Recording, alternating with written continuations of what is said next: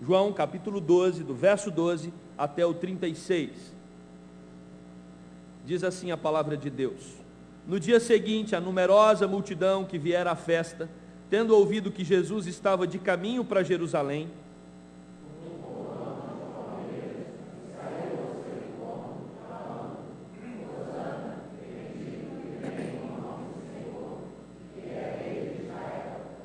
e Jesus, tendo conseguido um jumentinho, montou-o, segundo está escrito.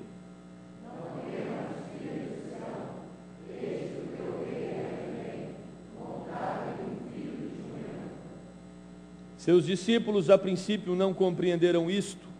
Quando, porém, Jesus foi glorificado, então eles se lembraram de que estas coisas estavam escritas a respeito dele e também de que isso lhe fizeram.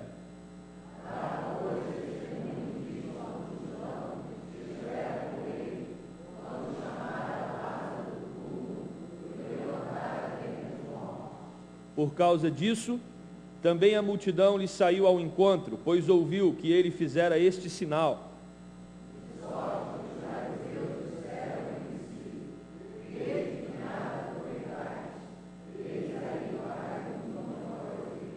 Ora, entre os que subiram para adorar durante a festa, haviam alguns gregos.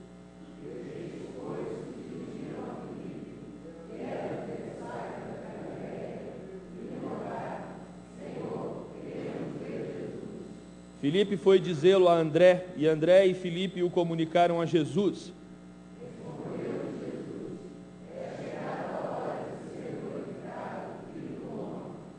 Em verdade vos digo, se o grão de trigo caindo na terra não morrer, fica ele só, mas se morrer, produz muito fruto.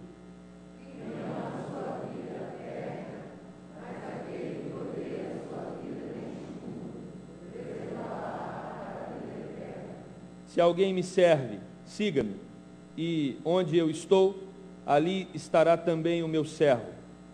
E se alguém me servir, o Pai o honrará.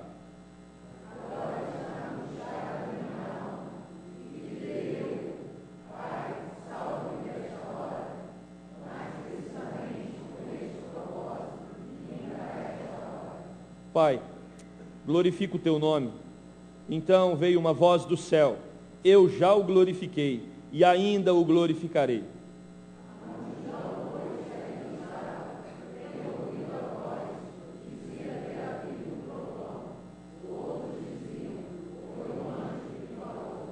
Então explicou Jesus: Não foi por mim que veio esta voz, e sim por vossa causa.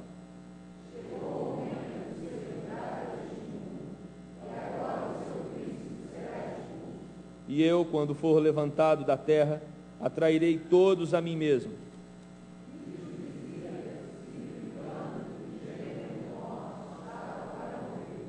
Replicou-lhe, pois, a multidão: Nós temos ouvido da lei que o Cristo permanece para sempre.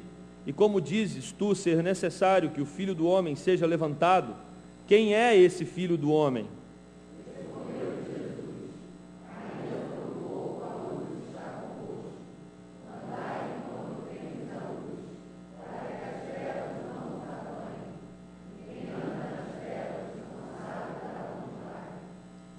Enquanto tendes a luz, credes na luz, para que vos torneis filhos da luz. Jesus disse estas coisas, e retirando-se, ocultou-se deles. Amém. Oremos. Ó Deus de amor, Deus poderoso, Criador, sustentador de todo o universo, nós te louvamos nesta manhã, porque és o nosso Salvador. Por meio do teu Filho Jesus, derramaste salvação sobre nós. E agora, Deus, nós também te agradecemos pela tua palavra, que temos acesso à tua vontade sobre nossas vidas, que é manifestada, Deus, através desse livro. Nos ensine a entendê-lo, nos ajude, Deus, a compreendê-lo, mas principalmente a vivê-lo, praticá-lo e experimentar, Deus, tudo aquilo que ele tem para nos oferecer, que é a tua vontade, boa e perfeita. Oramos assim no nome de Jesus. Amém. Meus amados, nós estamos a poucos dias da Páscoa, e esse texto que nós lemos, ele está inserido nesta festa judaica. Eu vou precisar da sua colaboração. nós vamos ter que voltar 2000 anos, e eu queria que você tentasse construir o cenário que nós acabamos de ler na sua mente. Primeiro, é uma festa judaica, o povo de Israel está se reunindo no seu principal momento no ano, ou pelo menos um dos principais, é uma festa nacional em que todo o país para comemorar, e as pessoas saem de diversos pontos para se ajuntarem ali no templo de Jerusalém. Então a nação está parada em volta dessa festa, mas não é apenas uma festa, é um momento também de cada família, através do seu representante, através do homem da casa, levar um animal para ser sacrificado no templo, para expiar pelo pecado dele e de toda a sua família. Então nós precisamos entender que é um evento que tem um grande número de pessoas, e você está ali no meio. Tenta imaginar que você faz parte dessa grande multidão. Mas de que tamanho é essa multidão? Eu não sei qual foi o maior evento que você já foi na minha vida, na sua vida. Eu não sei qual foi o momento em que você esteve diante da maior multidão que lhe cercava. Mas eu acho que você nunca esteve diante de uma multidão tão grande como essa narrada no texto. Vou dar alguns dados. Só de sacerdotes, o sacerdote era o responsável por sacrificar o cordeiro que cada membro da família levava. Só sacerdotes haviam 600. Cada sacerdote sacrificava uma média de 7 cordeiros a cada 2 minutos. Haviam 250 mil cordeiros para serem sacrificados em 2 horas de trabalho no templo. Era um trabalho muito rápido. O sacerdote precisava ter uma grande agilidade no sacrifício do cordeiro.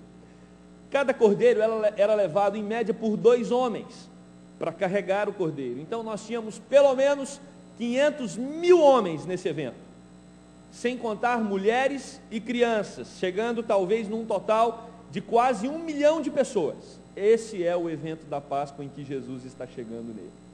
É um momento estrondoso, e você está ali no meio, passeando por aquela multidão, e de repente começa a circular um assunto. Nós estamos cansados do domínio do Império Romano, estamos cansados da opressão que nos subjuga, estamos cansados dessa dificuldade que vivemos num tempo onde somos praticamente escravos de um império, que é o Império Romano. Existe um clamor por um rei, existe um clamor por um salvador, existe um clamor por alguém que os liberte desse império, e nada melhor do que a Páscoa para pensar em alguém para tomar o reinado de Israel. E começa então a circular uma conversa nesse grande evento: quem poderá nos livrar do jugo do Império Romano? E Jesus está chegando ali como judeu, também para celebrar a Páscoa. E existe um clamor na multidão, como eu acabei de dizer, uma sede. O povo está sedento por justiça, o povo está sedento por paz, por libertação, por vitória. Por isso, irmãos, os ramos foram usados naquele evento. Eu não sei o que você pensou enquanto estava com o seu ramo agitando de um lado para o outro, mas eu quero responder para você qual era o significado disso naquela época. O termo ramo, o ramo da palmeira, no hebraico é lulav, que significa exatamente, o símbolo do ramo era um sinal de alegria, que era expresso na festa dos tabernáculos, e também era uma expressão de júbilo, quando um país ganhava, ou numa luta um país vencia, então a nação celebrava com ramos de palmeiras. Isso significa celebração da vitória. O que nós celebramos aqui hoje de manhã foi a vitória. Nós celebramos a vitória de Cristo sobre a morte. Nós celebramos o resgate que tivemos das mãos poderosas de um Deus amoroso, que envia o seu Filho para morrer por nós e para nos trazer paz, para nos trazer o cuidado paternal dele, para nos trazer vitória, para nos trazer o consolo, para nos trazer a libertação que vem dele. Um comentarista chamado Hendrickson, ele afirma que agitar as palmeiras significa: tudo vai melhorar de agora em diante. Não sei como está a sua vida, mas quando Jesus entra nela, tudo melhora de agora em diante. E se você já tem Jesus no seu coração, e às vezes está enfrentando dias difíceis, eu quero dizer para você que a vitória do Senhor está reservada sobre a sua vida. Ele veio ao mundo para te dar vitória. Ele veio ao mundo para dar força nos momentos de tribulação. Mas irmãos, então as pessoas estão ali com seus ramos para cima, e eles não estão apenas balançando os seus ramos, mas eles têm um hino, e no hino diz: Hosana, Hosana ao que vem em nome do Senhor. E eles estão dizendo isso para Jesus.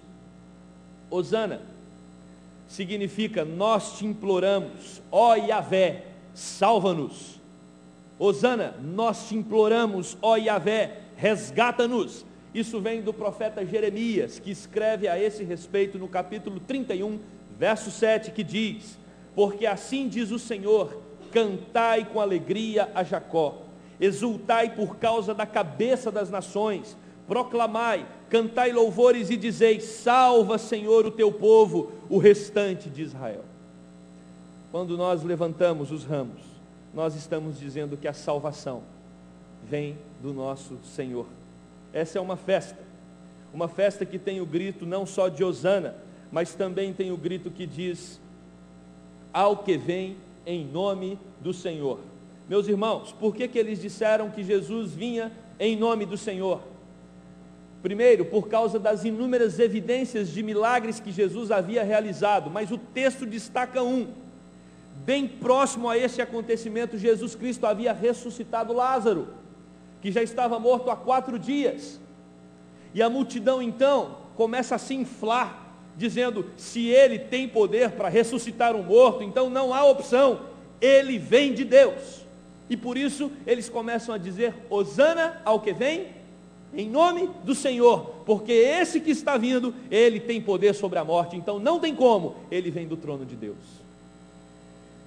Jesus poderia não ter correspondido a esse grito dessa multidão. Imagina você está ali no meio da multidão, com seu ramo, dizendo: Hosana ao que vem em nome do Senhor, e Jesus está chegando à festa, e uma multidão enorme gritando e clamando exatamente esta frase: Hosana ao que vem em nome do Senhor, repetidas vezes.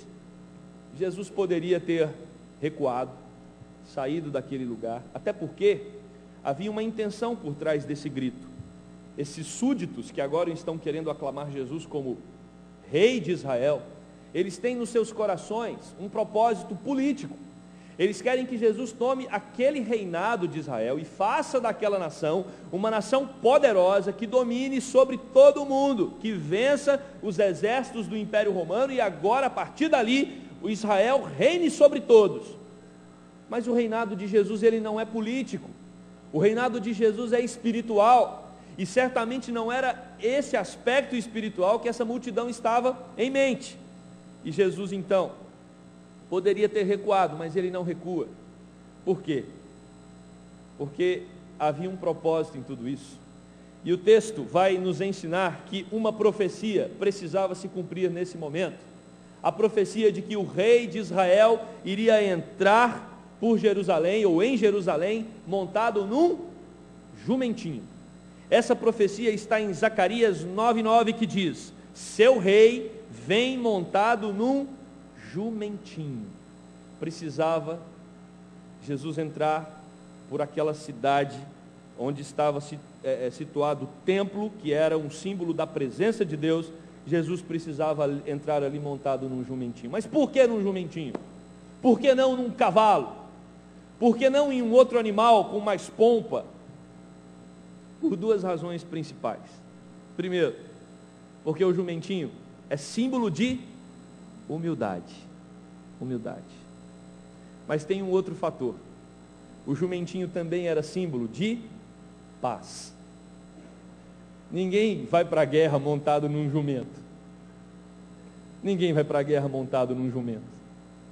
Os cavalos, sim, treinados, separados para serem animais de guerra, para irem para a luta. Eles eram exaustivamente domados para isso. Mas o jumento, por mais que você tente, ele não vai conseguir ser um animal de guerra. Ele é um animal de paz. Quem chega num jumento não está chamando para guerra, mas está chamando para paz.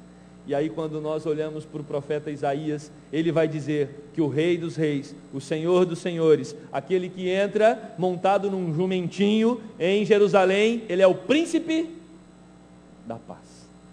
Jesus vem para trazer paz. Jesus vem para trazer mansidão. Jesus vem para demonstrar que ele é o Rei humilde que pisou nessa terra. E acontece tudo isso, irmãos, como eu já falei, rumo ao templo, de Betânia para Jerusalém. E os discípulos, eles não conseguem entender o que está acontecendo. Eles não conseguem entender. A multidão ovaciona Jesus. Jesus corresponde ao clamor da multidão e os 12 estão ali sem entender o que está acontecendo exatamente. O texto vai nos ensinar que eles só conseguem compreender o que havia acontecido ali naquele dia, depois que Cristo é ressurreto, depois que Cristo é assunto aos céus. Aí sim eles conseguem ver que aquele dia foi um dia marcante, em que Cristo foi aclamado como Rei de Israel para cumprir as profecias do Antigo Testamento. Mas também tem um outro grupo aqui, tem uma multidão ovacionando Jesus, tem os discípulos que estão perplexos ali, sem entender o que está acontecendo, mas tem um grupo que está furioso. É o grupo dos fariseus. Fariseus que perseguiram Jesus. Fariseus que não conseguiam ver em Jesus as credenciais para ser rei e para ser Messias. Só que eles estão percebendo que quase 1 milhão de pessoas estão clamando Jesus como rei, e bate um desespero nos fariseus. Versículo 19, eles dizem: vejam que vocês não estão ganhando nada, o mundo todo vai atrás dele. Ou seja, eles dizem: nós perdemos. Jesus Cristo tornou-se o centro da história, e tudo aquilo que nós pregamos, tudo aquilo que nós acreditávamos, foi por água abaixo. Isso eram os fariseus mais radicais, que queriam já ter sacrificado Jesus, falando para os fariseus moderados: olha, ele se tornou um ser muito popular e ele realmente vai tomar o reinado político de Israel. Mas, meus irmãos, Jesus não veio para ser um rei político. E ele vai nos ensinar isso aqui agora, a partir do versículo 20. Ele não é um rei terreno. Jesus não veio para sentar no trono de um país, por uma razão muito simples. Ele assenta no trono do universo. Ele é o Rei dos Reis. Ele é o Senhor dos Senhores. Ele não veio para suprir a necessidade de uma nação, necessidade de se tornar uma nação livre, necessidade de se tornar uma nação poderosa. Jesus veio para transformar corações de pessoas que estão espalhadas por toda a terra. Jesus não ia, naquele momento ali em que foi aclamado como Rei de Israel, ele não ia tomar um trono de um país específico, porque ele tinha uma missão, e a missão dele era espalhar as boas novas de salvação a todo mundo, até que chegasse ao Brasil, até que chegasse na sua casa, até que chegasse na sua vida, até que chegasse na vida de milhares e milhares de pessoas espalhadas por toda a terra, e aqueles que ainda vão crer no seu nome através da pregação do Evangelho.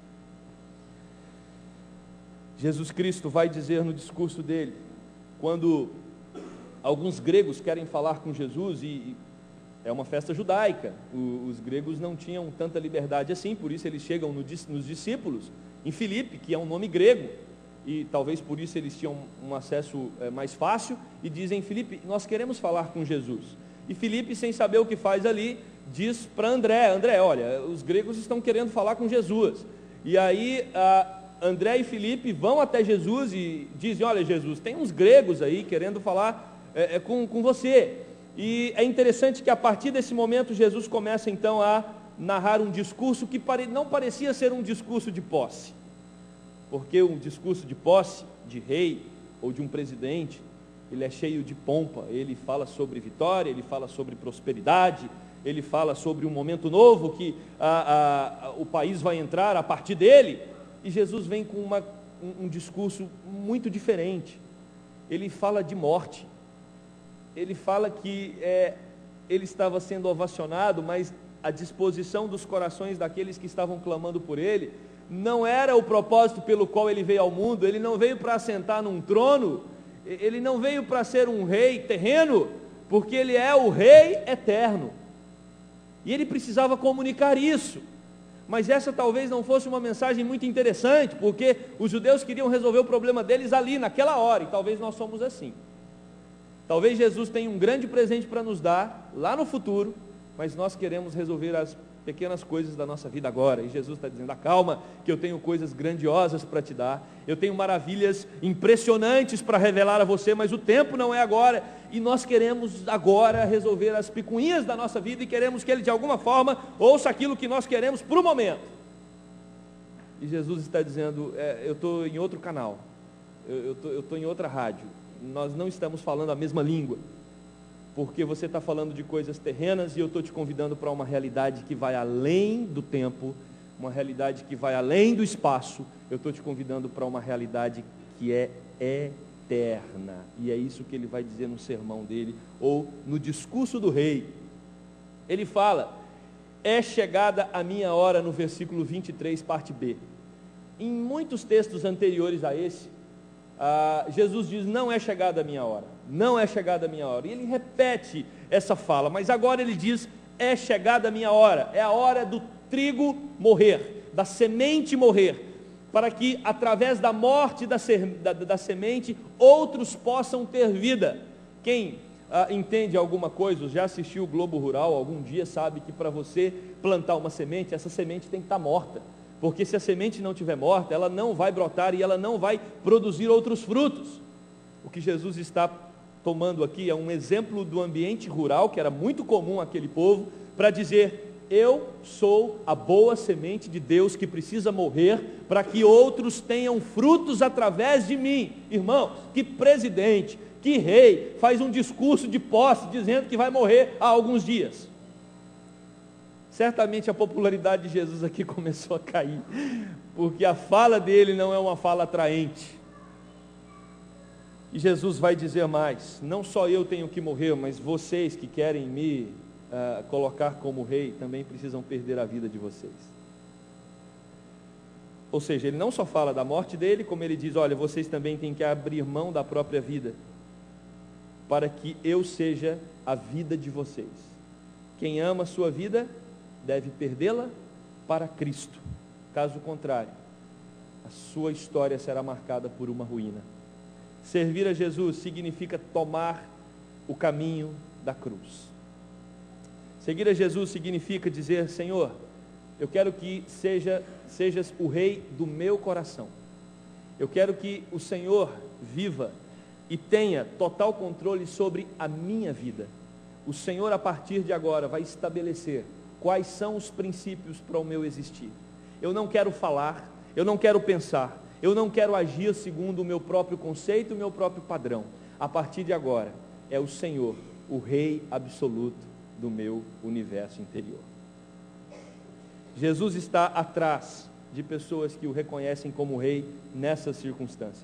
E ele diz: olha, os que vão ser meus seguidores, eles precisam tomar o mesmo caminho que eu estou tomando. Eles precisam ser meus discípulos, eles precisam me reconhecer como Senhor absoluto da vida deles. E meus amados, o momento que Jesus está aqui, diz o versículo 27, é um momento de profunda angústia, um momento não fácil para Jesus, porque Jesus está diante da morte, Jesus está indo para aquele propósito final para o qual o Pai o comissionou, entregar a vida a favor daqueles que o Pai lhe deu. Diante da obediência do Filho, a Bíblia diz, o texto que nós lemos diz que vem uma voz do céu, que diz que Jesus Cristo foi glorificado pelo Pai por causa da sua obediência. A obediência de levar a missão até o fim, a missão de resgatar aqueles que estavam perdidos. A morte de Jesus, meus amados, irá promover a expulsão de Satanás e das tragédias as tragédias do pecado e da morte na nossa vida. Páscoa significa: Jesus morreu para expulsar o domínio de Satanás e o domínio da morte e o domínio do pecado da vida de todo aquele que crê no seu nome. Agora estarão debaixo do controle do Rei dos Reis e do Senhor dos Senhores, que nos liberta, que nos traz a paz e que nos promove para o seu reino e para a vida eterna. A morte de Jesus, meus irmãos, é a esperança de todo aquele que crê no seu nome, não somente de que Jesus há de reinar sobre nós aqui na terra, mas ele será o nosso Rei eterno, como nós celebramos com o cântico anteriormente. Versículo 34, vai falar: replicou-lhe, pois, a multidão: nós temos ouvido a lei que o Cristo permanece para sempre, e como dizes tu ser necessário que o Filho do Homem seja levantado? Quem é esse Filho do Homem? Nós nos deparamos agora com um termo que foi usado nos evangelhos 80 vezes. A expressão Filho do Homem, ela se repete em Mateus, Marcos, Lucas e João por 80 vezes. E tem um detalhe curioso: 79 vezes é o próprio Jesus que atribui a si mesmo esse título, Filho do Homem. Mas o que significa Filho do Homem? Quem é esse Filho do Homem? Essa pergunta estava nos corações daqueles, dos discípulos, pessoas da multidão.